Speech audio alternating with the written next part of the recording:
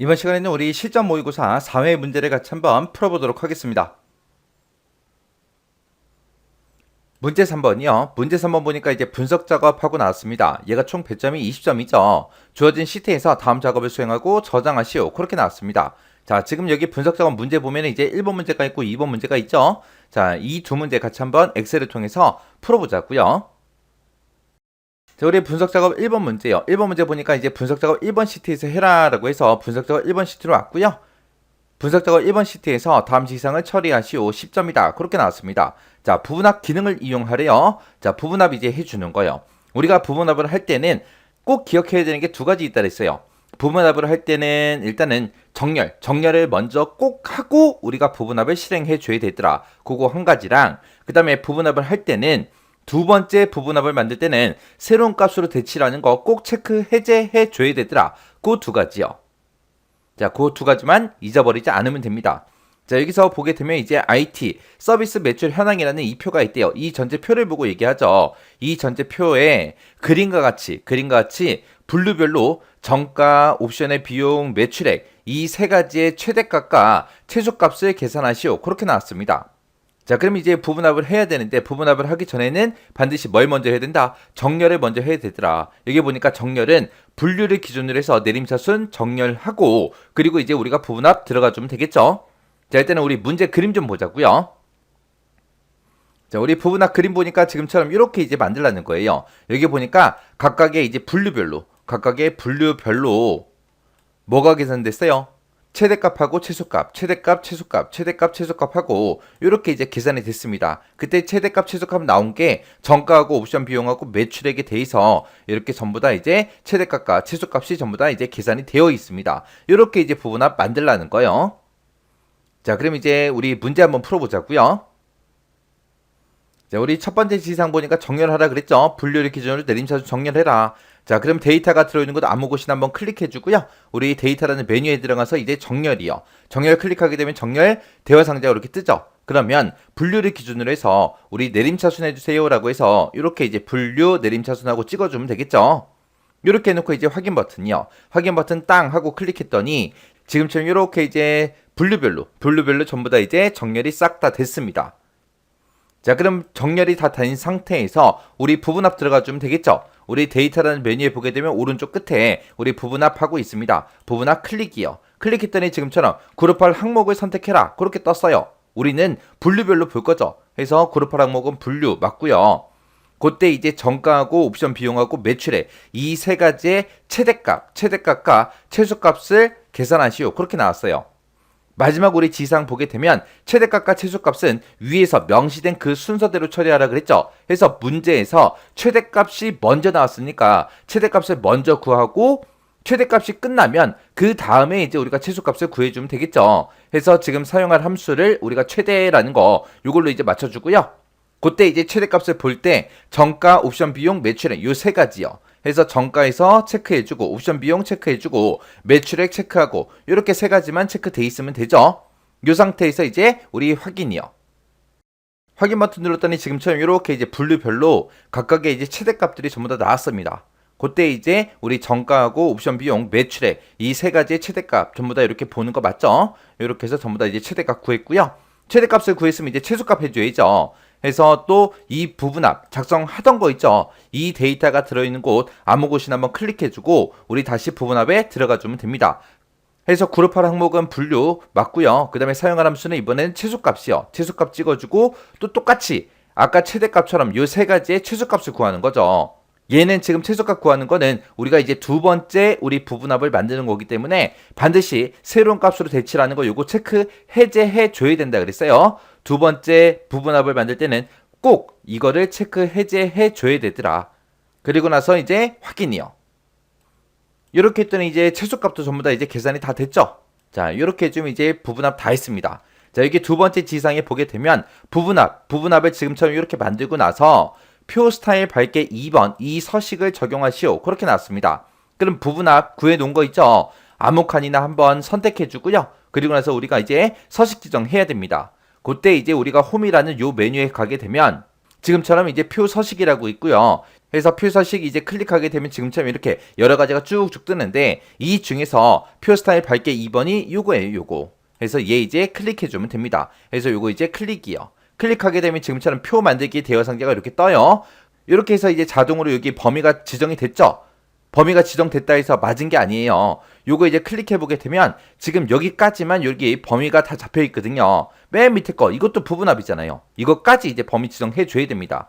그래서 여기서 이제 범위 맞나 확인 한번 해주고 만약에 잘못되어 있으면 싹 다 지우고 다시 범위 지정해주면 됩니다. 그래서 여기서부터 여기까지 끝까지 이렇게 전부 다 이제 범위가 잡혔나 안 잡혔나 그거 꼭 확인하셔야 돼요.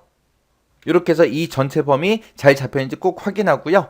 그리고 지금 여기에는 첫 번째 행에 있는 게 우리 열 머리글이죠. 해서 열 머리글이 포함되어 있다 해서 여기에 체크가 되어 있으면 됩니다. 이 상태에서 이제 확인이요. 확인 누르게 되면 지금처럼 이렇게 이제 서식이 전부 다 이제 적용이 됐습니다. 지금 여기 봤을 때 분류를 보게 되면 여기 글씨가 너무 길어서 글씨가 잘려서 보이죠? 요거는 이제 A열의 너비가 좁아서 그런 거니까 A하고 B 사이 요 경계선에다가 마우스 갖다 놓고요. 우리 더블 클릭해서 우리 좀 더 크게 열 너비 조정해 주면 됩니다. 이렇게 해주면 이제 우리 1번 문제 끝이요. 그 다음에 이제 2번 문제요. 2번 문제 보니까 이제 분석 작업 2번 시트에서 다음 지시사항을 처리하시오. 10점이다. 그렇게 나왔습니다. 자, 그럼 이제 분석 작업 2번 시트로 먼저 이동부터 하자고요. 이동했더니 지금처럼 이런 이제 데이터가 쭉쭉 들어 있습니다. 자, 문제를 읽어보면 이제 캠핑카 렌트비라는 게 있대요. 캠핑카 렌트비하고 여기 이곳에 계산이 되어 있죠. 여기서 이제 1일 대여료 B의 2번 셀에 들어있대요. B의 2번 셀에 1일 대여료가 지금 30만원 하고 이렇게 들어있고 그 다음에 이제 대여일 B의 3번 셀에 있대요. 대여일은 2박 동안 이제 대여를 하겠대요. 그리고 할인율이요. 할인율은 지금 10%다. 이렇게 되어 있어요. 얘네들을 이용해서 이제 총 대여료를 전부 다 이제 계산했대요. 요 세 가지를 이용해서 이제 총 대여료가 54만원이다. 이렇게 이제 계산한 거래요. 이거를 데이터 표 기능을 이용해서 대여일 및 이제 할인율 변동에 따른 총 대여료를 계산해라. 그렇게 되어 있습니다.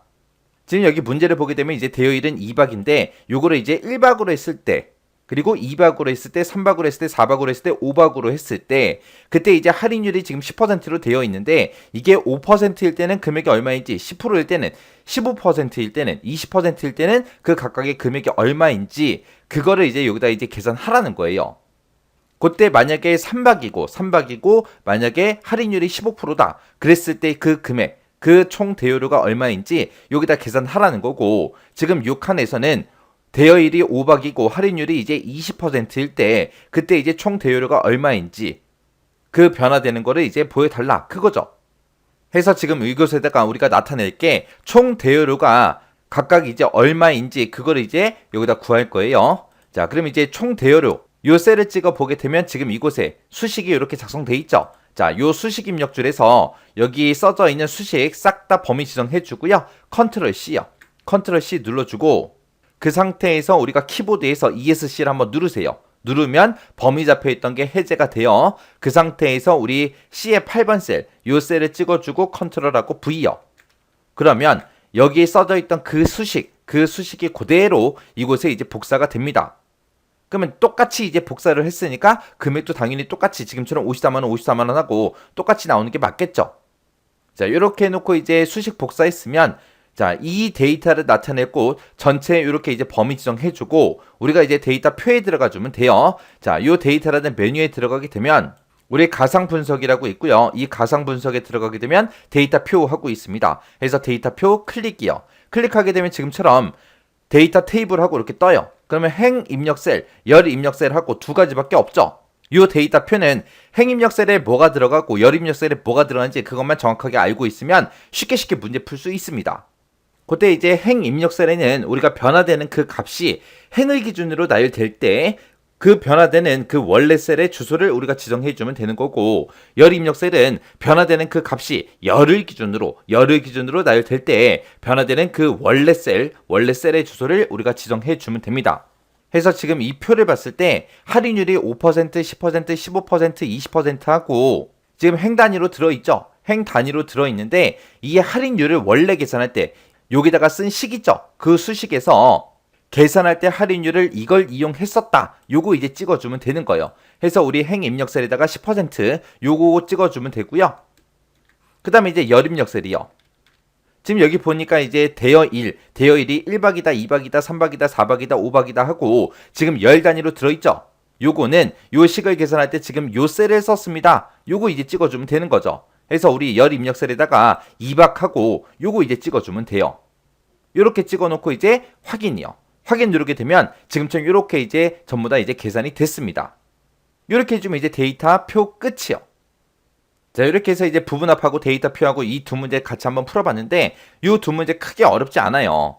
그래서 우리 데이터 표에서는 행입력셀에 어떤 걸 입력하고 열입력셀에 어떤 걸 입력하면 되는지 그것만 정확하게 여러분들 알고 있으면 쉽게 문제 풀 수 있어요. 자, 그거 이제 정확하게 기억하시고 부분합을 할 때 반드시 뭘 먼저 한다? 정렬을 먼저 하더라. 그리고 우리가 두 번째 부분합을 만들 때는 뭘 해줘야 된다? 새로운 값으로 대치라는 거 체크를 꼭 해제하고 만들어줘야 된다. 그거 두 가지 잊어버리지 마세요. 자, 그럼 분석 작업 요 두 문제 여러분들이 직접 한번 풀어보시고 잘 안되거나 헷갈리는 게 있을 때 꼭 반복적으로 연습하고 지나가시기 바랍니다.